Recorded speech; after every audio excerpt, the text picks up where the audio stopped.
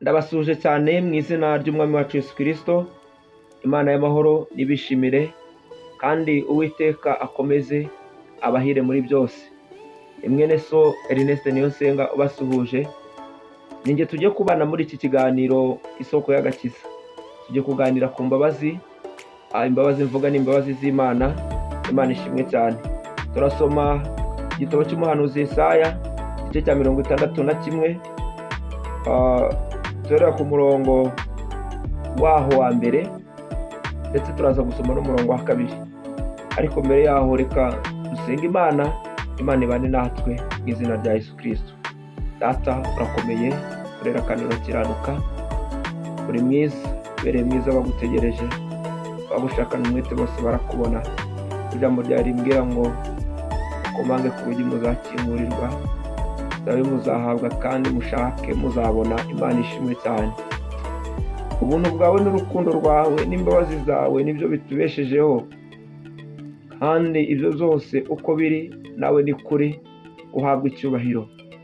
Hatabayeho umwuka wera ntabwo tubasha kubisobanukirwa, kuko washimye kumutwoherereza nk'umufasha ngo wabana natwe kandi abasha kudusobanurira ibyo tutabasha gusobanuza ubwenge bwacu, kuko washimye ko ibyahishwe abanyabwenge bisobanurirwa abaswa. Imana ishimwe cyane. Nagushimiye yuko ujye kubana natwe muri iki kiganiro. Urukundo rwawe n'ubugwaneza bwawe, ubuntu bwawe n'imbabazi zawe, kuko ari byo bitubeshejeho, bikomeze kutuganza. Ubwami bwawe nibuze, ushaka kibe mu isi nk'uko kiba mu ijuru, none n'iteka ryose, mu izina rya Yesu Kristo mbisabye, amen. Amen. Imana ishimwe cyane. Mbahaye ikaze mu kiganiro isoko y'agakiza. Tujye kuganira ku mbabazi z'Imana. Kadusome igitabo cy'umuhanuzi Yesaya igice cya 61. Turahera ku murongo wa mbere. Kadusome mu izina rya Yesu. Mwuka w'Umwami Imana ari kuri njye, kuko Uwiteka yansize amavuta umbwiriza abagwaneza ubutumwa bwiza. Yantumye kuvura abafite imvune mu mitima, no kumenyesha imbohe ko zibohowe, no gukingurira abari mu nzu y'imbohe. Kandi yantumye no kumenyesha abantu umwaka w'imbabazi z'Uwiteka n'umunsi Imana yacu izahoramo inzigo, no guhoza abarira bose. Imana ishimwe cyane. Haleluya. Imana ishimwe cyane. Mbese hari ibintu bitatu bingana uko Imana ingana. Uko Imana iri nabyo niko biri. Mu by'ukuri nanjye ubwanjye ugiye kubivuga ntabwo mbizi, ariko nanone hashimwe Kristo aravuze ajya kugira ngo nzaboherereza umufasha, umwuka w'ukuri azabana namwe, kandi ngo ikintu azakora no kutwigisha birimo. Imana ishimwe cyane.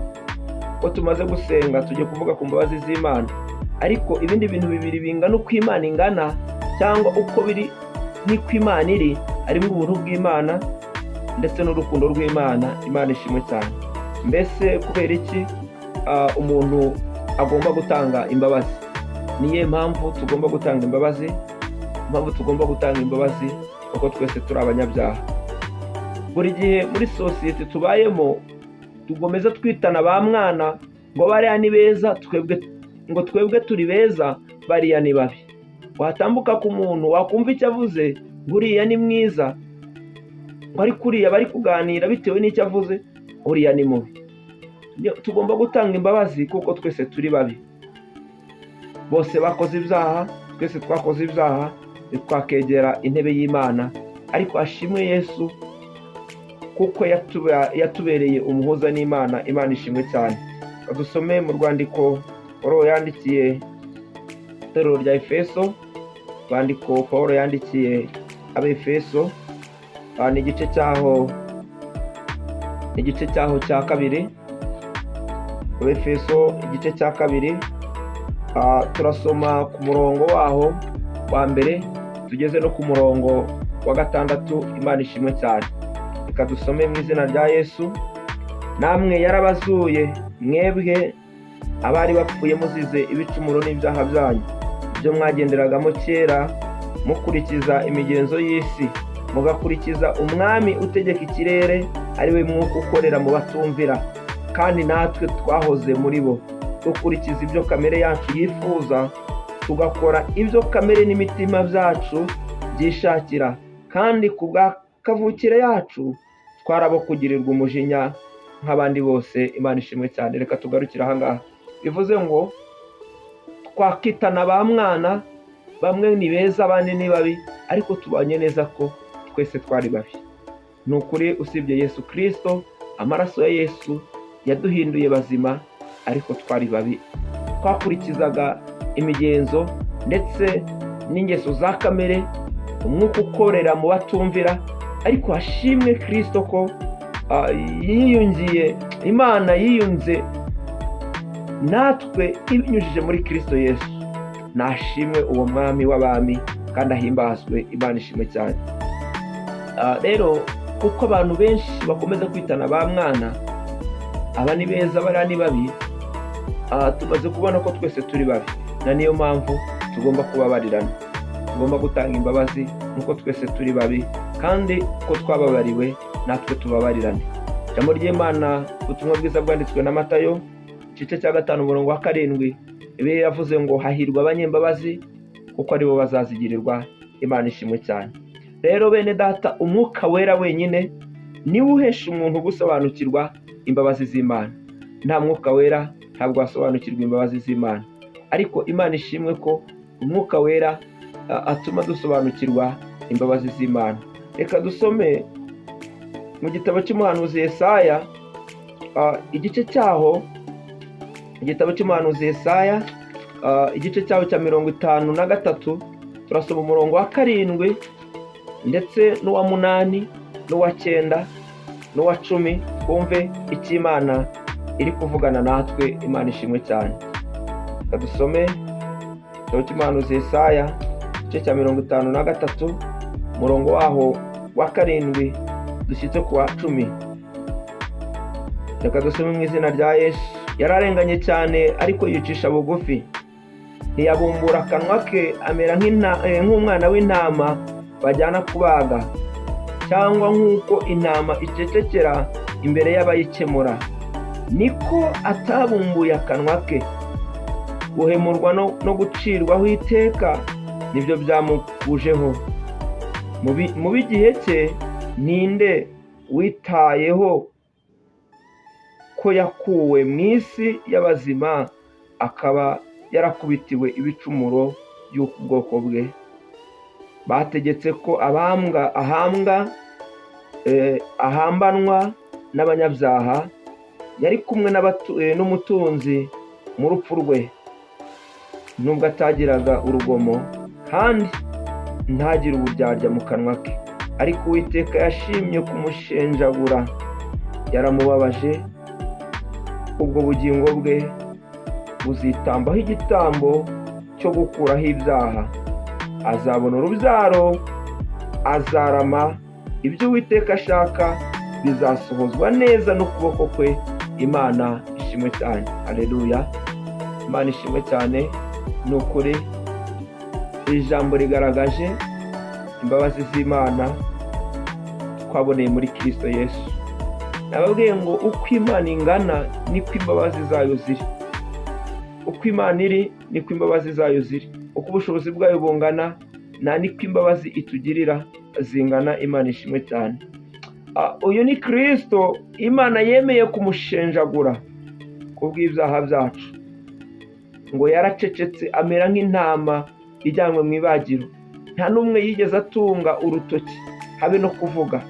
Bene data, ndagira ngo nkubwirize ukuri yuko urupfu Yesu yapfuye, ninjye wari kurupfa, niwe wari kurupfa, ariko kubw'umutima w'imbabazi z'Imana umuseke waradutambikiye. Imana ishimwe cyane. Kubw'umutima w'imbabazi z'Imana umuseke waradutambikiye. Imana ihabwe icyubahiro. Urupfu Yesu yapfuye ni twebwe twari kurupfa. Ndagira ngo wumve neza izo mbabazi z'Imana. Numara kumva imbabazi z'Imana, utekereze ubuntu Imana yakugiriye. Ijambo ry'Imana ratubwira ngo wa mwenda wari ukingirije ahera utabukamo kabiri. Imana ishimwe cyane. Yesu akimara gutanga umwenda wari ukingirije ahera watabutsemo kabiri, bisobanuye ngo niwe mutambyi mukuru. Ntihakiriho ibitambo, ntihakiriho abatambyi, ahubwo umuntu wese yigerereyo Imana ishimwe, haleluya. Imana ishimwe cyane kandi Imana ihabwe icyubahiro. Ndagira ngo mbabwize ukuri yuko bene data, umuntu wese ahava akagera ukomoka kuri Adamu ni mubi pe, ni mubi, wabyanga wabyemera uri mubi. Niyo waba uri ingeso nziza ariko wari gucirwaho iteka kuko utizeye Kristo. Imana ishimwe rero ko kubw'imbabazi zayo, kubw'umutima w'imbabazi zayo, umuseke wadutambikiye, ntituba tukibarwaho ububi bwacu, ahubwo Imana ikaturebera mu maraso y'umwana w'intama wayo Yesu Kristo. Imana ishimwe cyane, ikatubaraho gukiranuka. Imana ihabwa icyubahiro. Paulo yaravuze ngo nicyo gituma ngo bisa nkaho Imana ibingingira muri twebwe ngo muhinduke gukiranuka nk'ukwayo. Imana ishimwe cyane. Hari abantu benshi banze kwakira imbabazi. Katugaruka ku ijambo ry'Imana mu gitabo cy'umuhanuzi Yesaya igice cya 61, harimo ijambo rivuga ngo no kumenyesha umunsi Imana yacu izahoraho inzigo. Hari Bibiliya ivuga ahantu henshi hatandukanye banze kwakira imbabazi z'Imana. Urugero turavuga nka Kaperinawumu. Hariya ni ahantu zimwe bamwe mu bigishwa ba Yesu benshi bavukaga. Hariya ni ahantu Yesu yabwirije ubutumwa, yatangiriye abwiriza ubutumwa abantu benshi, ariko mu kintu cyagaragaye nuko aho hantu ntabwo bigeze bakira ubutumwa bwiza. Yesu yarabitegereje aravuga ngo igihano muzahanwa icyiza nicyo Sodomo na Gomora bazahanwa. Mbivuze muri makeya, ariko no kuvuga ngo igihano Kaperinawumu yahanwe nicyo gikomeye cyane, icyoroshye ni cya kindi Sodomo na Gomora bahawe. Kubwo kwinangira imitima yabo ntibakire imbabazi z'Imana. Na n'ubu Kaperinawumu ni ahantu hari amatongo, mbese Yesu yarahavumye, nta nzu ihari, ni ubutaka butera, mbega nyine hariho umuvumo w'Imana kubwo kwanga kwakira imbabazi z'Imana. Hari n'abandi banze kwakira imbabazi z'Imana. Ijambo ry'Imana riratubwira ngo Yesu yitegereza Yerusalemu arayiririra, avuga n'ukuntu yaje mube ntibamwemera. Aravuga ngo Yerusalemu ntabwo wigeze umenya umunsi wagendereweho. Ibyo byose tubisoma mu butumwa bwiza. Aravuga ngo kubw'iyo mpamvu, kuko wanze kwakira imbabazi. Nicyo yashaka kuvuga, ko wanze kwakira imbabazi, ko wanze kwakira imbabazi ngo babarirwe. Aravuga ngo nta buye rizasigara rigeretse ku rindi. Murabizi neza ko Yerusalemu yasenywe, urusengero rugasenywa, byose bigasenywa, bagatangira bundi bushyashya kubwo ko banze kwakira imbabazi z'Imana. Rero igihe cyo guhora inzigo ni igihe cy'urubanza, ni igihe gikomeye cyane ku muntu wese wanze kwakira imbabazi z'Imana. Ndababwiza ukuri yuko umuntu wakira imbabazi z'Imana arahirwa. Bene data, mwakira imbabazi z'Imana, mwumve ko mwababariwe kubw'ibyaha byanyu, mwizere Yesu Kristo, haleluya. Umwizera wese amaze kuba icyaremwe gishya. Ibya kera ntabwo biba bikibukwa, biba byibagiranye rwose, ahubwo atangira ubuzima bushya muri Kristo Yesu kubw'imbabazi z'Imana, haleluya, haleluya. Umwuka wera w'Imana, Imana ishimwe, ari muri Kristo Yesu, haleluya. Uwiteka Imana, haleluya, yamusigiye kugira ngo abwirize abagoye neza ubutumwa bwiza. Hari n'imvune zo mu mitima ari kugenda avura. Imana ishimwe cyane. Hari imbaho ari kugenda abohora. Uwemera kwakira imbabazi z'Imana uyu munsi arabohoka. Uwemera kwakira imbabazi z'Imana uyu munsi arabona ubuzima. Uwemera kwakira imbabazi z'Imana uyu munsi hari indwara zikira. Uwemera kwakira imbabazi z'Imana uyu munsi hari ubuzima n'umuyoboro w'ubuzima abona, umuyoboro muzima w'ubuzima. Kandi ubwo buzima bushya tubonera muri Kristo Yesu ni ubuzima buziba indwara, ni ubuzima buzira ibyaha, ni ubuzima buzira kwiheba, ni ubuzima buzira amakimbirane, intonganya ndetse no gushidikanya ko mu mitima y'abantu, ni ubuzima buzira kwizera gukeya. Wowe emerera Kristo, wakira imbabazi z'Imana, maze Imana ibane nawe, Imana igusange, Imana igukomeze, iguhishurire ibyo ku mugambi wayo ku buzima bwawe, kandi ikubwire n'icyo yakuremeye, kuko umuntu wese utari mu mugambi w'Imana ni ukuri kose uwo muntu ariyo none. Imana ishimwe cyane, Imana ishimwe cyane. Rero bisa naho Imana ibingingira muri twebwe kugira ngo tubunge nayo. Waba waragenze uko Imana idashaka, ariko nakubwiza ukuri ngo wakira imbabazi z'Imana, kuko nirwo rufunguzo rwonyine, niwizera nirwo rufunguzo rwonyine rwaguhesha amahoro, nirwo rufunguzo rwonyine rwaca iyo migozi ikuboshye, nirwo rufunguzo rwonyine rwagukura mu ndaro, nirwo rufunguzo rwonyine rwagukiza izo ndwara zose zananiranye wagiye kwa muganga ntiwakira. Ariko mwene data, hari imbabazi z'Imana, hari imbaraga, hari amazi Kristo ahereza abamwizeye, ngo unyizera imigezi y'amazi y'ubugingo izatemba iva muri we, kandi uzanywa ku mazi nzamuha, ngo ntabwo azongera kugira inyota ukundi. Haleluya, haleluya, haleluya. Mwuka wera Kristo yaduhaye twebwe abizeye, aratubashisha, aradukomeza, aratuyobora, abana natwe, atugira inama, atubera umuyobozi. Haleluya. Kandi umuntu wese uri muri ubwo buzima bwo kuyoborwa n'umwuka wera, ni ukuri afite amahoro. Uririmbyi yararirimbye ngo mfite amahoro ubwo nakiriye umwami Yesu Kristo, mfite amahoro. Aravuzwa ngo none ni Yesu mpaza wenyine, hari indi zina nemera, kubw'ubugingo n'umunezero byose bibonekera muri we. Imana ishimwe cyane.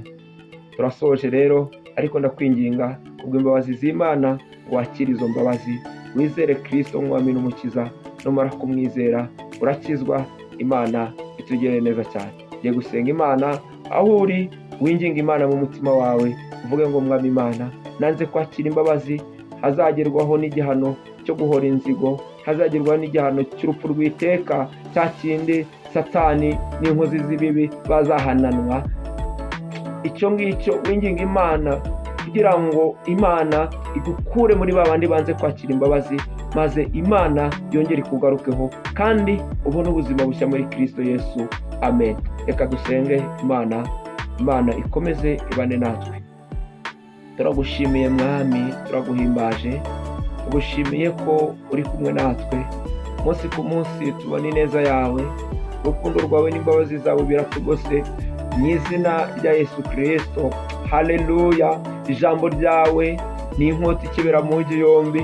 Hari abantu banze kwakira imbabazi z'Imana, abo ngabo bahawe igihano gikomeye cyane. Kaperinawumu yaravumwe, Yerusalemu harasenyuka, Sodoma na Gomora hararimbuka. Ariko Uwiteka Imana, hari abantu bemeye kwakira imbabazi zawe, bakakira Kristo nk'umwami n'umukiza. Abo ngabo mwami Imana, bafungurira inzira kandi babona irembo rwose. Uwo muryango winjira ni Kristo Yesu, umwinjiramo wese azabona urwuri, kuko niwe rembo ry'intama. Haleluya. Ibintu bahereza ubuzima buzima, nabo babona imbabazi. Bakimara kubona imbabazi, Mwuka wera abahabwe, kandi abayobore mu kuri kose. Icyiza mwami Imana kiruta ibindi, bandikuje mu gitabo cyo kurimbuka, bandikwe mu gitabo cy'ubugingo. Bazabona ingororano, kandi umunsi wo guhora inzigo uwo nguwo uzabarenge, kubera ko bemeye bakumva, bakazajya ku byiza byo mu gihugu. Ariko abanze bakagoma, aho kugira ngo inkota y'Uwiteka Imana izabarye, komeza nabo bane nabo munsi ku munsi, ugenda ubigisha, ahari nabo bagaruka bakakira imbabazi zawe. Urakoze cyane rero kubanye natwe, urakoze cyane ko hari imitima uhinduye, urakoze cyane kubabariye, urakoze cyane kutanze imbaraga zo kunesha ibyaha. Urakoze cyane mwami Imana, abarwayi nabo ndabasengeye mu izina rya Yesu Kristo, kugira ngo wigaragaze, uzukize mu izina rya Yesu Kristo. Haleluya. Urakoze cyane mwami Imana, urakoze cyane ko ari indwara ukijije. Urakoze cyane mwami Imana, aba bantu bibabere uko bizeye none n'iteka ryose. Amen, amen. Imana yo mu ijuru ibishimire, kandi Imana ikomeze ibane namwe. Amen.